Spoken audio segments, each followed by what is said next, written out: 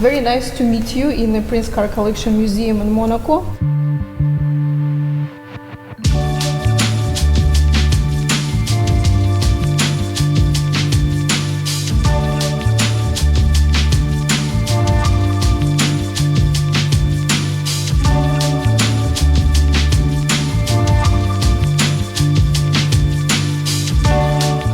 After the historical Grand Prix, you were a part of this Grand Prix.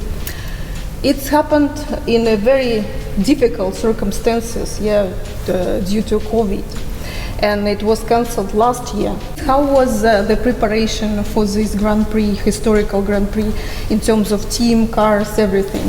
Normally, the historical Grand Prix is doing 2 years every 2 years, so we have plenty time to prepare everything, to work on the car, to make tests and all these kind of things.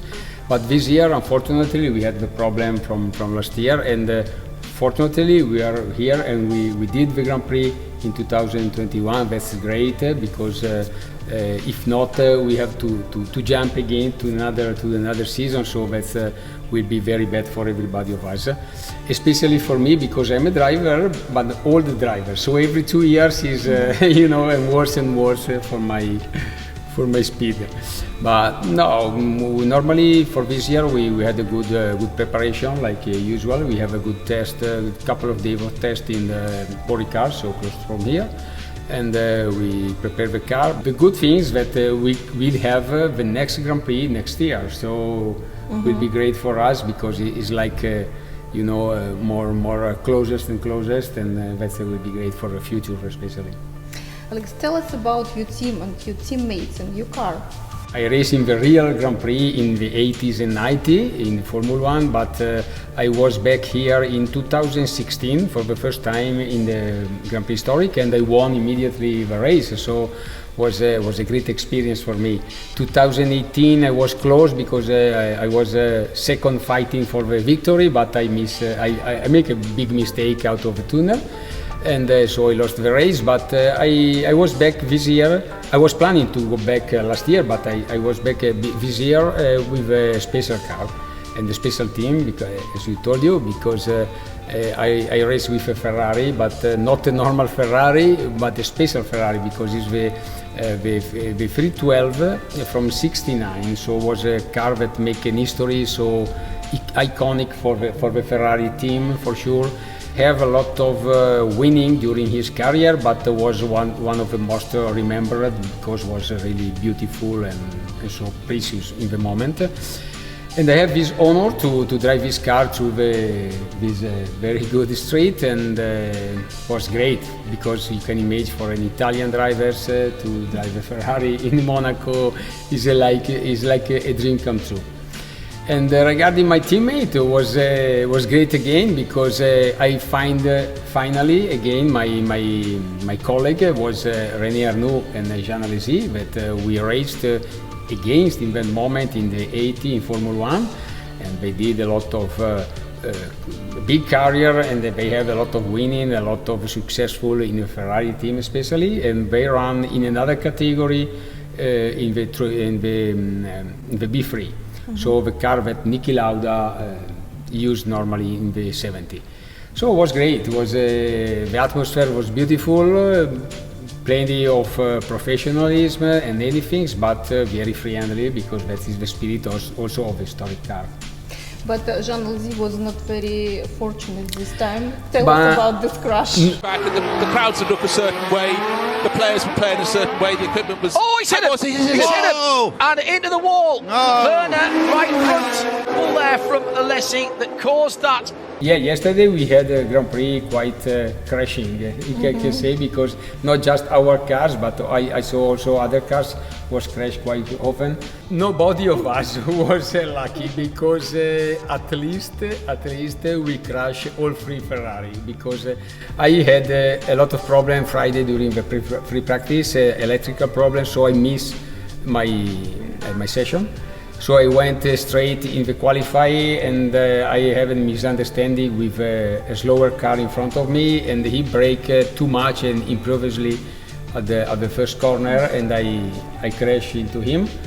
So I crashed the first Ferrari. René Arnoux crashed the other one, the B3, during the qualify the Saturday, and so also he didn't participate like me, because for sure you understand this car doesn't have spares.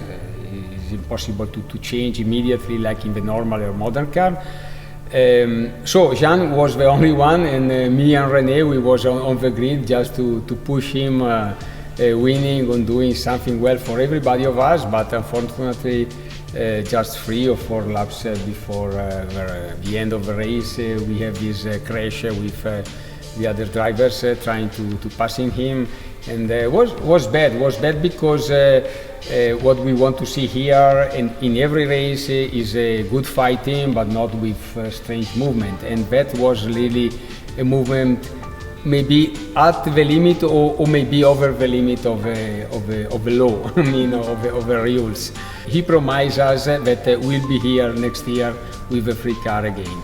Is it difficult to keep this car, like old cars, in a good condition in order to compete?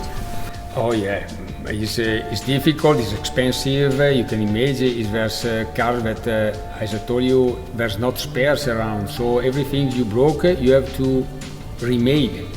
Maybe this kind of cars, that is modern car like we see here, Formula 1, is much more easy because they construct the car, but they have also spares to change.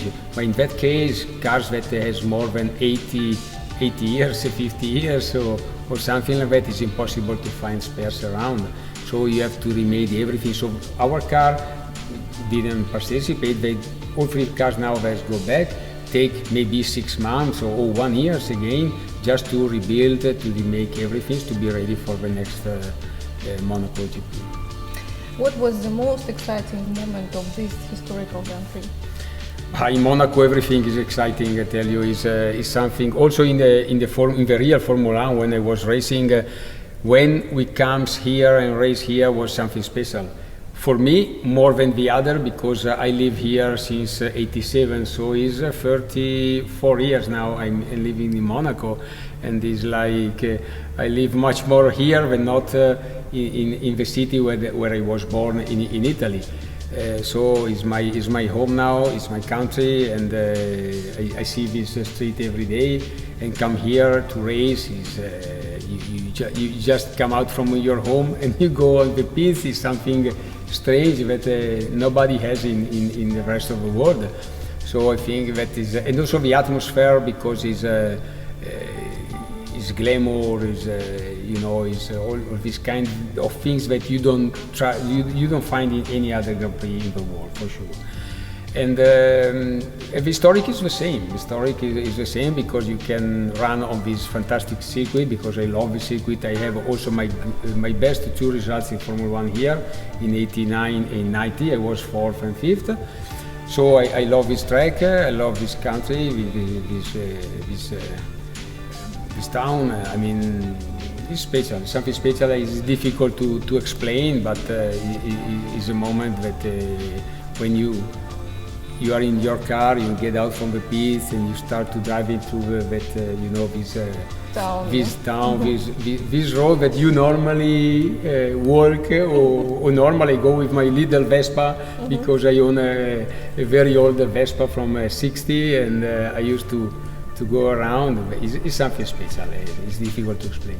But does it mean that you have an advantage from the other drivers who is not living in Monaco? The town and also the street change during the Grand Prix, so it's not the same when we normally go, and also because you are here, but it's something different. So if you make the Grand Prix for 3 or 4 times, that's enough to understand how it's working, everything, so that doesn't make any advantage for us compared to the others.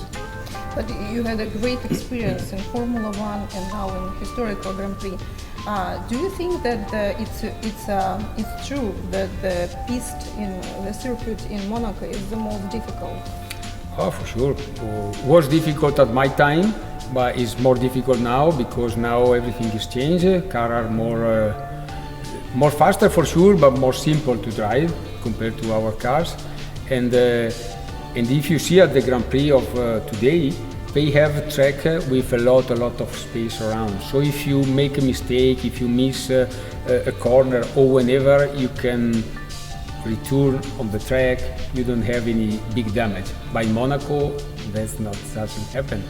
If you make a mistake, you pay this mistake quite a lot because you have a rail just at your side, and so that's because I love, because it's a track where you must be so precise, on driving style and concentration, this kind of things. So it's difficult for that reason. And do you learn from your mistakes? Like what you would like to change in your next race in Monaco? What would you do differently?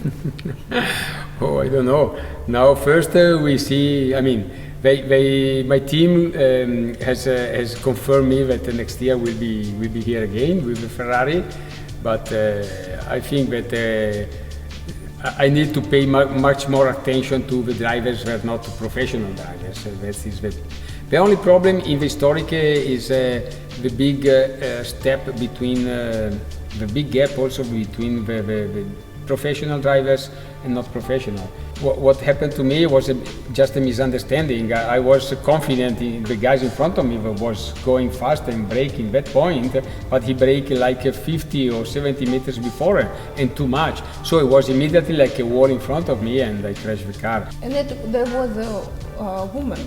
Our sport is the only sport where women and men race together.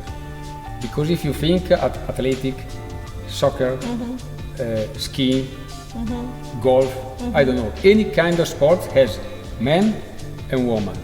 We are the only one where men and women race together. There's no difference. So we are the first sport to have, all the sexes together at the same level and the same opportunity. Do you think that the woman has an opportunity to win Formula? I'm quite convinced, yes. In this moment, yes, with this car, I think it's possible. Because we can see also in America, in USA especially, in the Indy car and in the NASCAR car also was not many, but quite few girls that comes and race and was competitive. Danica Patrick, I think, was the first woman to win an IndyCar race. So IndyCar is compared at the Formula One in America.